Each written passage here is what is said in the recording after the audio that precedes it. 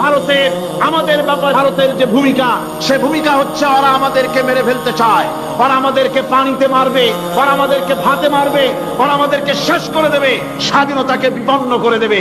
এজন্য আজ এই বিশাল জনসমুদ্রের কাছে প্রশ্ন করি, যদি প্রয়োজন হয় আমাদের চির দুশ্মন ভারতের বিরুদ্ধে যদি লড়াইয়ের প্রয়োজন হয়, তোমরা সবাই প্রস্তুত থাকবে?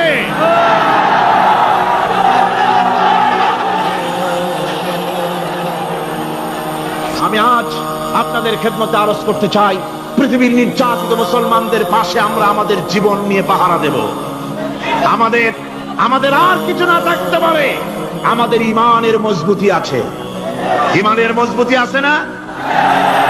আপনারা মনে রাখবেন, ভারত তার অপসংস্কৃতি আমাদের মধ্যে ঢুকাচ্ছে। বাংলাদেশের মধ্যে মঙ্গল প্রদীপ দিয়ে অনুষ্ঠান শুরু হয়ে গিয়েছে, মঙ্গল প্রদীপ দিয়ে অনুষ্ঠান শুরু করা হচ্ছে। তারপরে নববর্ষ উদযাপনের জন্য হিন্দুয়ানি কায়দায় উদযাপন করা হচ্ছে। সাফ ক্যাম্প শুরু করা হলো, কোরআনে কারীম তেলাওয়াত করা হলো না। সেখানে বর এবং বধূ বানানো হয়েছে, তাতে টোপর পরায়া হিন্দুয়ানি কায়দায় করানো হয়েছে।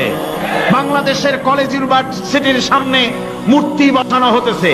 সুতরাং অপসংস্কৃতি দিয়ে ভারত বাংলাদেশের উপর তার আধিপত্য বিস্তার করতেছে।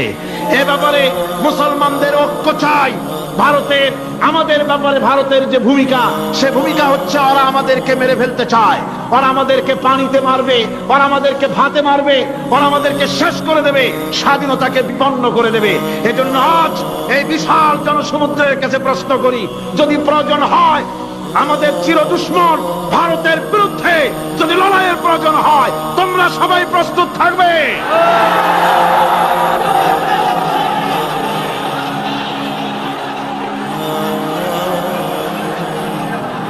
আরেকটি কাজ হচ্ছে ঐক্যবদ্ধ হওয়া।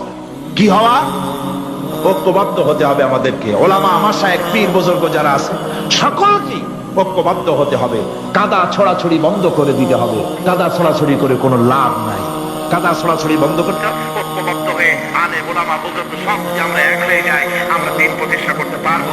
বাংলাদেশে ওই যে আপনি দেখেন কিছু লোক চিল্লায়, মনে করেন ওদের পত্রিকা আছে অনেক, দেওয়ালের লেখা আর পত্রিকার লেখা দেখে মনে করবেন না যে ওরা অনেক।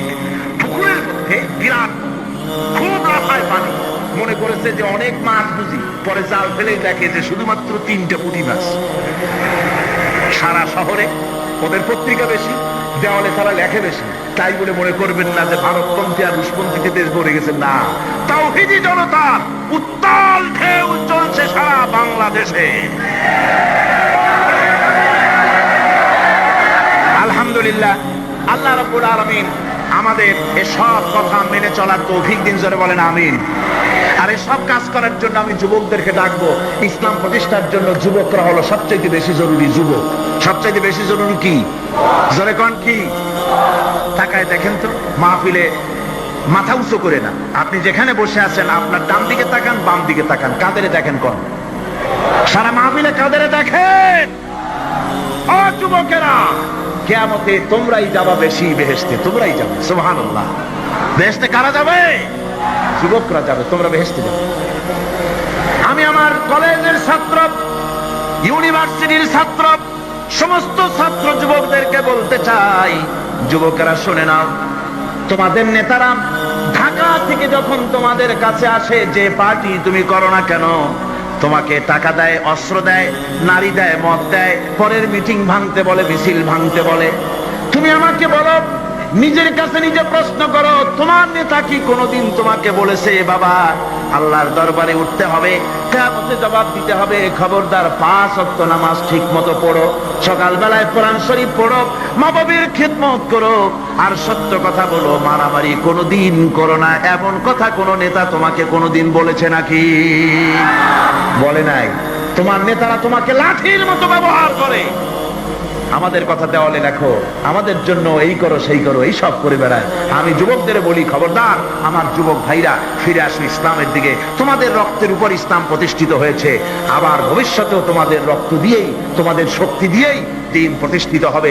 শাহাদাতের মৌতের চাইতে আরামের মৌত আর পৃথিবীতে মোটেও নাই। সুবহানাল্লাহ।